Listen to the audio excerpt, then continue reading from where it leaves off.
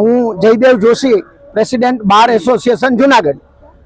ગુજરાત નહીં પરંતુ સમગ્ર ભારતની અંદર પ્રથમવાર એવો ઇતિહાસ બન્યો છે કે વકીલને કોર્ટમાં વકીલાત કરવા દેવા માટે રોકવામાં આવે એવો ઇતિહાસ ન્યાયતંત્ર ઉપર એક ખૂબ મોટો ખુલ્લો ઘા કહેવાય. અને લોકો વકીલો પાસેથી અપેક્ષા રાખે છે, વકીલો સેવા કરવા માટે કોર્ટમાં આવે છે અને એના માટેની સનદ બાર કાઉન્સિલ દ્વારા આપવામાં આવેલી છે.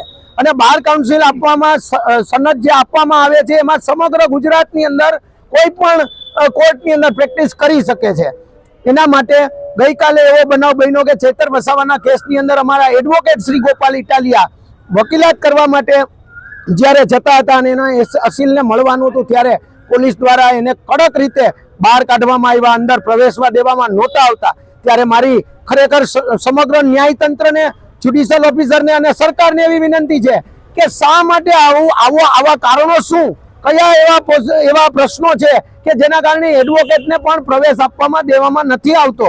તો આના સામે કાયદેસરના એક્શન લેવાય અને જે વ્યક્તિ એવું કેવરાયું હોય કે આને પ્રવેશ કરવા ન દેવો એની સામે પણ બાર કાઉન્સિલ ઓફ ગુજરાતને હું વિનંતી કરું છું કે કાયદાકીય કાર્યવાહી કરવી જોઈએ. અને હું ગુજરાત હાઈકોર્ટને પણ લખીને મોકલીશ કે આના માટે યોગ્ય કાર્યવાહી કરે અને અમે સખત શબ્દોમાં વખોડી કાઢીએ છીએ. હું Shakil Shaikh, advocate, member Junagadh bar association.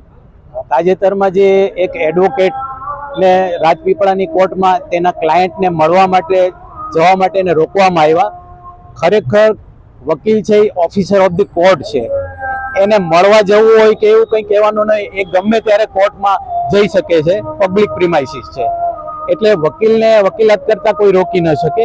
તાજેતરમાં ઈડીએ જે વકીલોને પોલીસે સમન્સ કરેલા હતા એની માટે કરીને સુપ્રીમ કોર્ટમાં વકીલો ગયેલા હતા. એટલે સુપ્રીમ કોર્ટે કહી દીધું કે ભાઈ ક્લાયન્ટ પાસેથી માહિતી મેળવેલી હોય એ જાણવા માટે પોલીસ વકીલને સમન્સ કરી ન શકે. એટલે વકીલ પોતાની ખાનગી બાબત, ખાનગી માહિતી મેળવવા માટે ગમે ત્યારે વકીલ પાસે જઈ શકે છે. અત્યારે તાજેતરમાં જે BNSS જે કાયદો નવો આવ્યો એમાં પણ ક્લિયર લખેલું છે કે વકીલને મળવા દેવો જ, જ્યારે એરેસ્ટ કરે તો બી પોલીસ સ્ટેશનમાં કે કોર્ટમાં કે ગમે ત્યારે મળવું હોય મળી શકે છે. જ્યારે આ સખત વકીલ આલમ માટે અને સમાજ માટે પણ ખૂબ ખરાબ બનાવ બનેલો છે. માની લો કે વકીલ કોઈ એક્ઝામ્શન રિપોર્ટ મૂકવા આવતો હોય અને એને રોકવામાં આવે તો એક્ઝામ્શન થાય નહીં આરોપીનું અને ત્યાં વોરંટ નીકળી જાય, એટલે આરોપીનું વોરંટ એટલે એરેસ્ટ થાય. એટલે પબ્લિક માટે પણ આ બહુ આઘાતજનક છે.